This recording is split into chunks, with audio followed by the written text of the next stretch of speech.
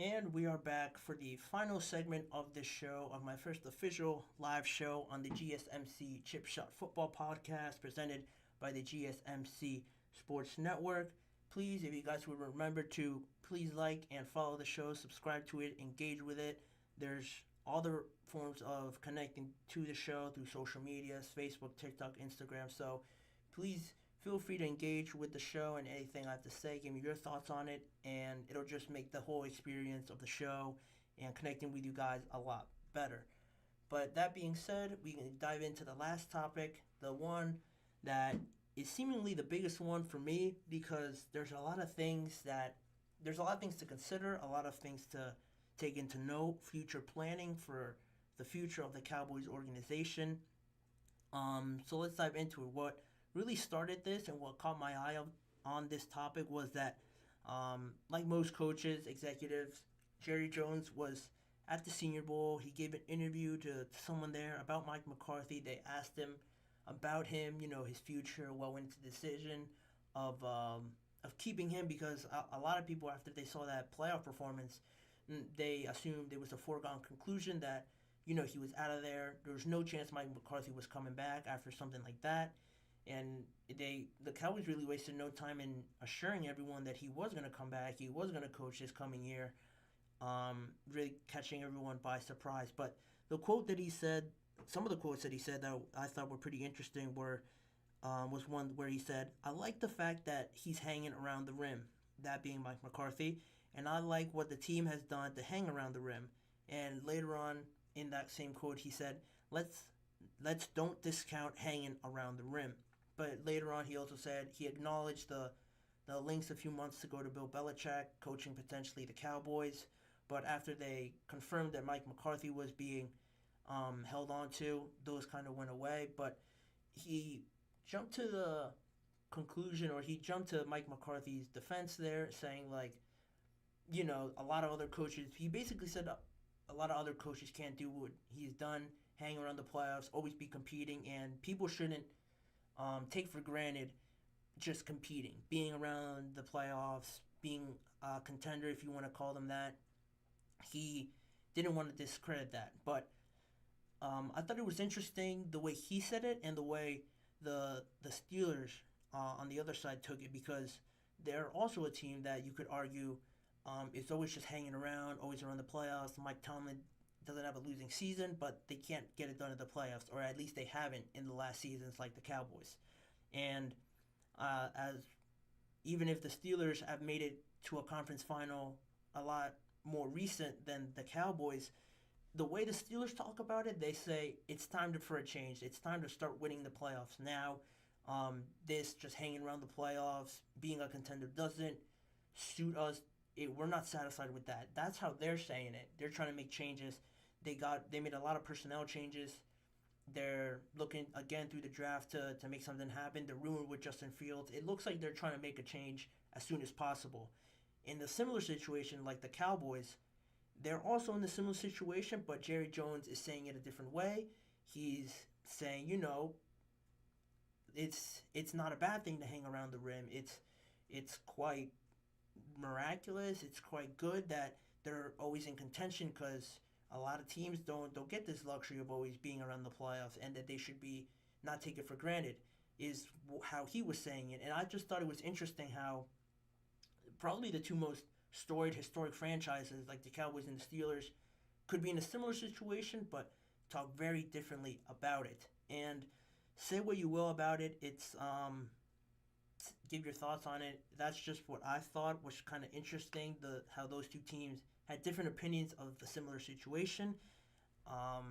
But yeah, like I mentioned, Mike McCarthy's going to come back, coach the team.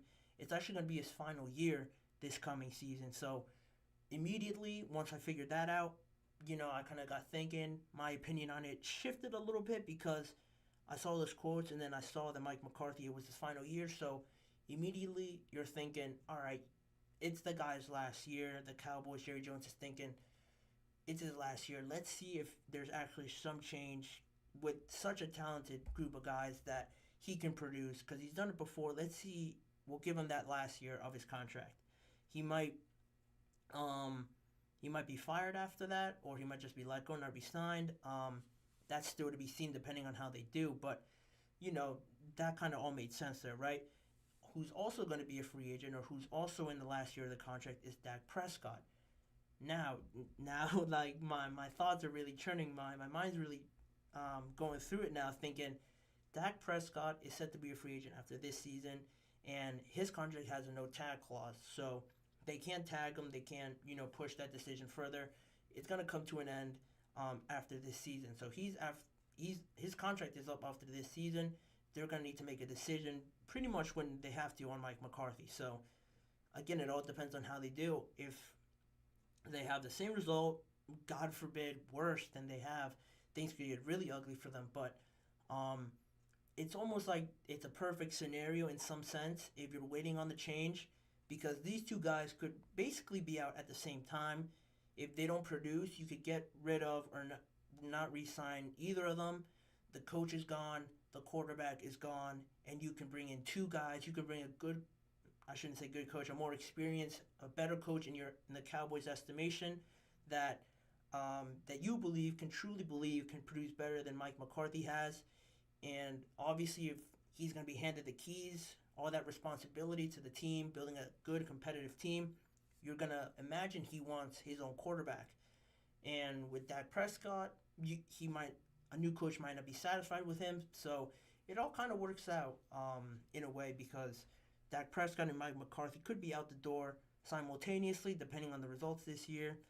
And you can afford to lose those guys, because I think they've been in the limelight for the miscues and the mistakes that have led to the Cowboys' failures. Not all of them, definitely not. They're not responsible for all the issues and problems that there is with the Cowboys, but the majority of it does fall on the coach, on the quarterback, really, because they're two of the most important positions in football. So seeing that, it kind of makes the decision easier because of all the other free agents that I wanted to touch on as well. The pending free agents this year are the left tackle Tyron Smith. He's getting a bit up in age, so he might not be one that you want to bring back, but he is a free agent at the left tackle spot, where it's very crucial to have a good pillar there to establish the offensive line. They're starting running back Tony Pollard is a free agent. Stephon Gilmore had a great season for them on a one-year deal. He's also a free agent. They're starting safety Jaron Kearse, defensive end Dorrance Armstrong are all unrestricted free agents this year. So those are some pretty pivotal pieces to the puzzle. You can argue that Stephon Gilmore, you could argue to let him go just because Trayvon Diggs is coming back, and that secondary has played pretty well. Jaron Kearse is one that I think was underappreciated, had a lot of good plays very well coming downhill in the run game, so I think he's one that they'd want to keep. Dorrance Armstrong as well just adds to that defensive line with Michael Parsons and DeMarcus Lawrence. And Tony Pollard as well. The running back market and running backs in general, the theme around them is that they're underappreciated, that teams could just take one out and plug anyone in if the O-line is good. So, again, he's one that you could argue they don't really need to keep.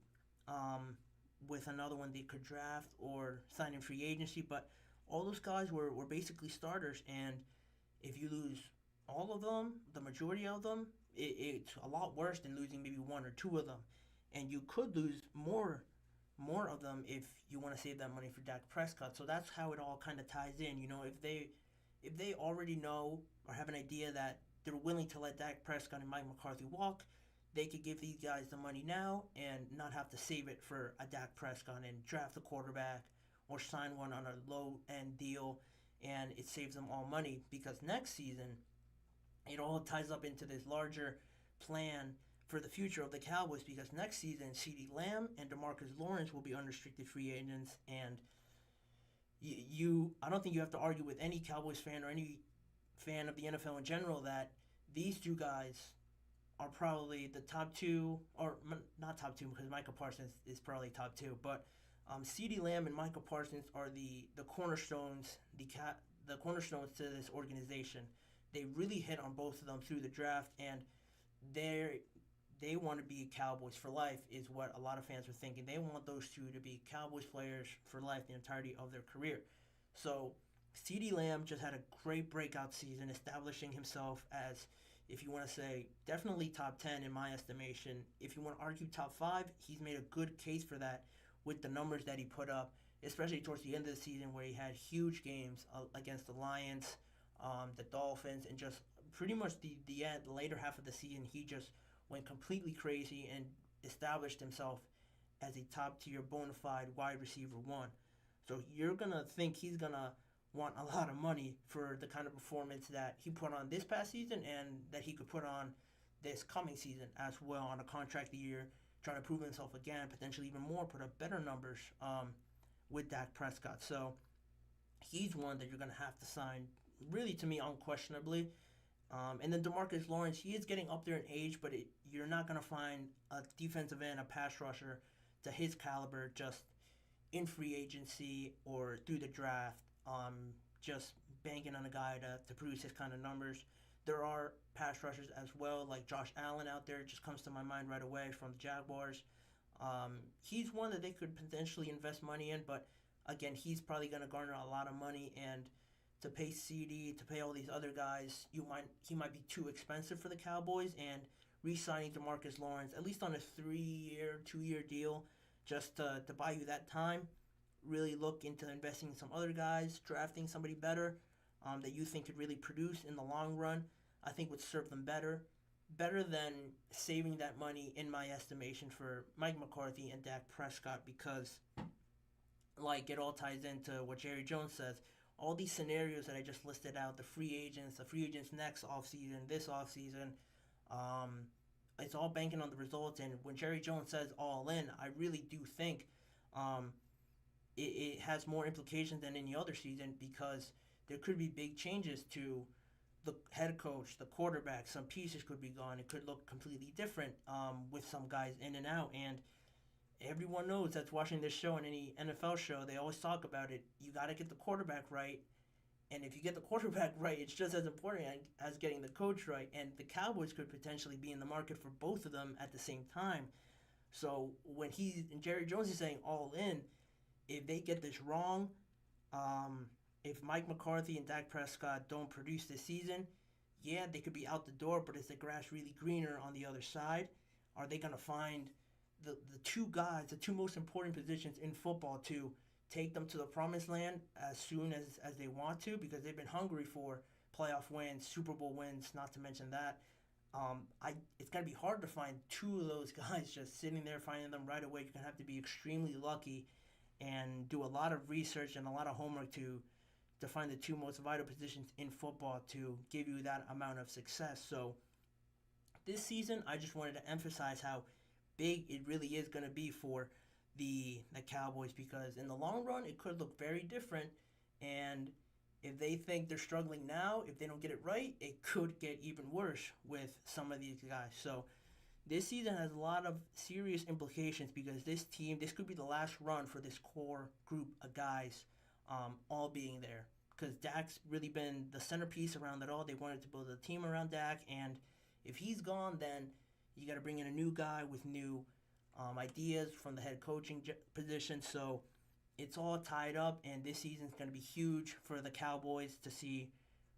It's going to be interesting to see what decisions they take and what kind of route they go to resolve these issues. But it's all going to come down to the on the field product to determine this. So I just wanted to outline that, how important that was, and how significant this offseason could be for the Dallas Cowboys. But that's all the time I have for everyone here today. I want to thank everyone for joining me on this first episode of the GSMC Chip Shot Football Podcast, presented by the GSMC Sports Network. Again, it was my first show. I'm very grateful for you guys for tuning in, and your engagement means a lot to not only me, to us, the network, but so please remember to subscribe, like, and comment on the show, as well as following us on any social media, Facebook, Twitter, Instagram, TikTok, for more content like this that could catch your eye and catch your guys' entertainment. So that's going to be it for me today. Join me again on Monday for more discussion and storylines around football and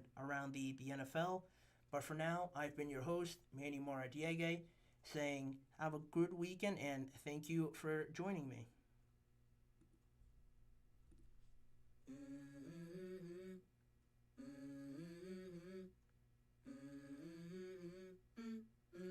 Let's go. I wake up to a little bit of drool on my pillow, feel like it's gonna be a bad day. Yeah, I'm tired of shit, and the coffee ain't hit yet.